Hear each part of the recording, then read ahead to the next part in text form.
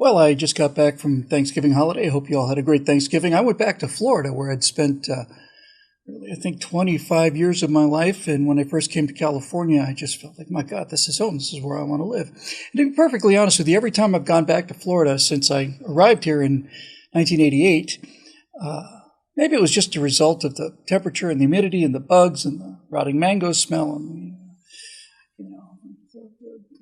we have hummingbirds here in California, and back in Florida we have mosquitoes. They're about the same size. Anyway, every time I've gone back to Florida prior to this trip, it's always given me a sense of, oh, I remember Florida. Second day, it's like, yep, it's time for me to go home. Third day, I will crawl over broken glass to get out of this place. But this time was different. Very, very different. And this time it was different because I was going to the best run state in the nation. And I thoroughly enjoyed being able to sit in a restaurant with other people, none of whom were wearing masks and none of whom were complaining about it, talking about things like, the current president and his record of success and some potential problems with the Victrola, and generally reveling in the fact, my God, this is a free country. I remember what this was like. Made Florida a lot more attractive. So having dinner with my friend Suzanne, who's been a huge part of my life, has really saved my life on a number of occasions. Natasha and I and Suzanne had a great dinner.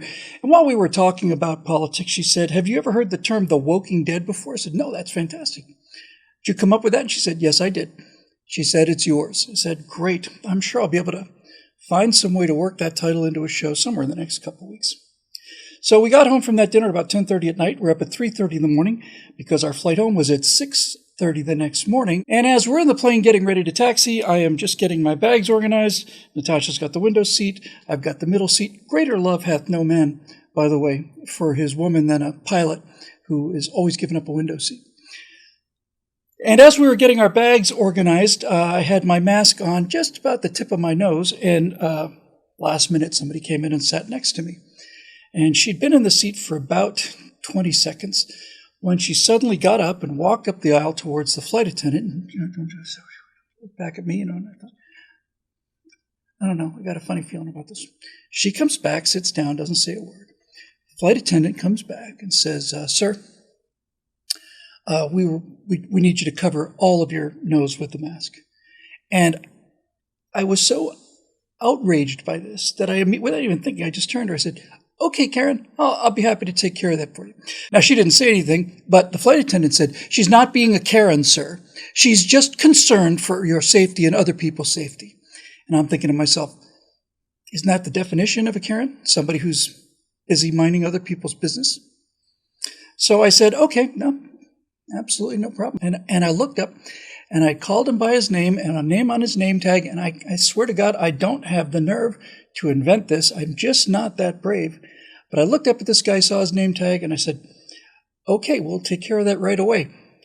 Brandon. And for the rest of the flight, this had me thinking, because a number of things happened on the flight. First of all, everybody around us was mask-free. They say on JetBlue that you're only allowed to take your mask off while you're actively chewing, got to put it back up. The person across the aisle spent 2 hours just open conversation with the person next to him, no mask on at all, no problem. Brandon say anything? Nope. Did the person sitting next to me say anything? No, of course not. People behind me, no masks, sleeping fine.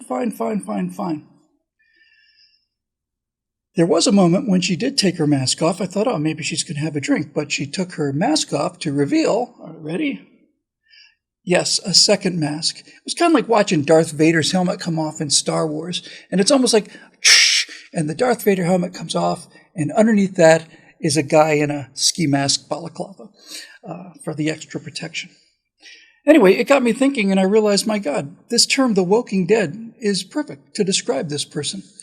It's perfect to describe all of the woke people, because it's not just about the vaccine. It's wokeness in general. I happened to glance over at the book she was highlighting, every other word being highlighted. Really, honestly, it would have been quicker just to highlight the parts you didn't want to read anymore. And it was something about healing your inner child and, color me surprised. But I actually did have 5 hours to think about this. The woking dead is a really, actually, extremely accurate term for these people. And if you really think about it, the more you think about it, the more true it gets. They're dead to everything. They're dead to art. Any great art. Have you ever heard a social justice warrior or anybody of any woke philosophy ever talking about art in a positive way? Or has everything they've ever said about art, statuary, literature, anything, always been negative? This has got to go, this has got to go, this has got to go, this has got to go. Have you ever once heard a woke person saying, this is a wonderful, magnificent, absolutely enjoyable piece of music, art, literature, whatever, and it just makes me feel good and it connects with everybody? No. You've never heard them say that because they've never had that experience. There's no such thing as woke literature. The only thing that woke writing is about is destroying other writing. That's all there is to it. So forget about the idea of reading a good book, history, novel, nothing. No, we're going to read a book about how damaged we are and how careful we have to be in order to stay safe. And if I hear the word safety one more time, I think I'm going to just explode. So what about conversation? You know, the kind of thing we're doing now. It may be a one-way conversation, but at least it's a conversation. I thought during the entire flight, I thought maybe, we got off on the wrong foot. Maybe we could just have a conversation about something. Have a conversation about what? History? She doesn't know anything about history. Literature? What literature has she read? Forget about what literature can she share. What has she read? Nothing. She's sitting there next to me in a hoodie with double masks on, staring at the floor. And I realized this is no different really than one of those mummies that you find in the frozen mountains of the Andes that have just been left there, out in the elements. It's really actually pretty sad. Do they know anything about science? No. One of the conversations that's always fun to have with people, I always enjoy anyway. I actually got this from a flight instructor, but I took a little further. One conversation that's really kind of fun would be to say, if you were standing right here where you are now, or sitting right where you are right now in the chair next to me, in 27D, you were sitting in this chair and you just went straight up, just kept going straight in that direction. Tell me what you would see. Just tell me what you would see. What do you mean? What would happen if you just kept going up? What would you see? Well, you look down and I guess I'd see the earth, the poisoned earth, the earth that's about to die. It's only got a few more years, The oceans are just clogged with dying animals and plastic and all the rest of this stuff. And it's just nothing but agony and gloom and despair. And then if you went higher up, what would you see? Well, I don't know. You might see other planets. Any desire to walk on them? No. Well, how about if I go walk on them? Would you mind? Absolutely, I would mind. You don't get to colonize these other worlds and spread this cancer of humanity towards other planets. Well, what about maybe there's aliens out there? Maybe there's other cultures and strange new worlds and people to meet and talk to and learn things from. Maybe the cure from cancer is out there. Who knows? Maybe there are tremendous numbers of interesting species out there. You're not interested in going to talk to them? Well, no. All we would do is poison their culture. We would simply destroy them. Humanity's a cancer, and we have to limit our own viral infection of the galaxy. And so you get the idea. It's like, for God's sakes, is there nothing here? Nothing? Is there nothing? We know they're dead to science, and the reason we know they're dead to science is because of this chart right here. We're on a plane flying from Florida back to California. Now, I have never seen science and politics so clearly correlated as they are in this particular graph. If you haven't figured it out yet, this is a graph of COVID infections in the United States as of essentially today. And you'll notice that the entire country is still experiencing relatively small but significant numbers of increases in COVID-19 cases, except for Florida. And take a look at this. It is on the boundary line. It's on the Florida border. That's what separates blue Florida, light blue in this case, meaning no infections or essentially no infections, from the entire rest of the country.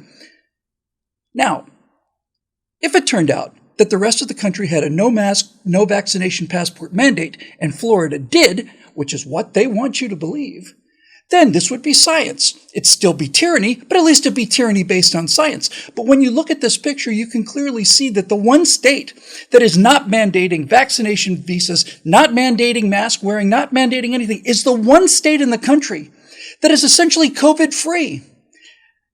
There's a word for this, my friends. That word is data. It's reality. It means something. There's something actually there in that picture.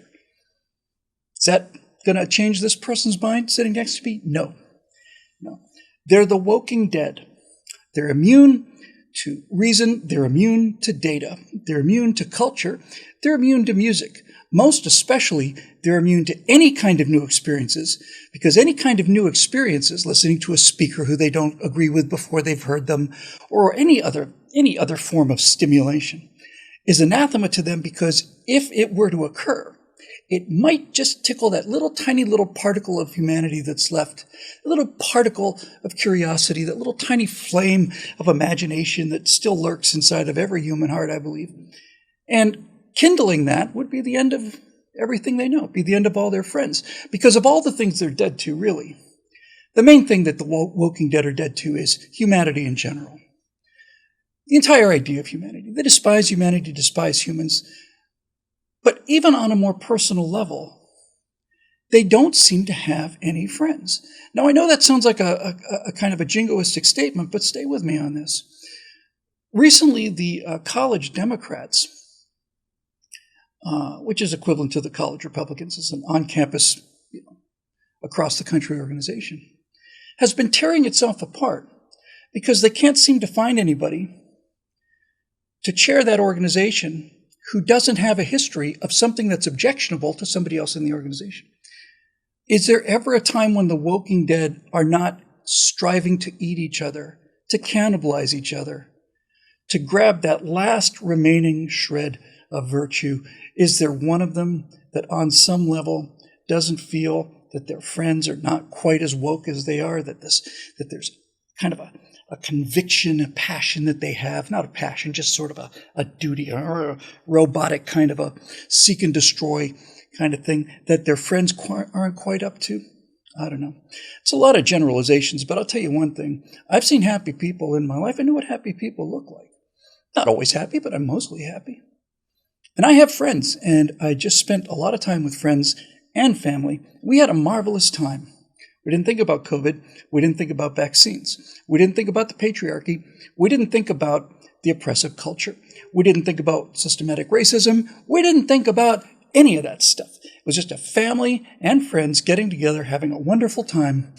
People like this Woking Dead specimen sitting next to me were spending the entire day furious about imagined injustices that happened 500 years ago, and who seem incapable to me of any form of activity that could even be, in the most general sense, described as living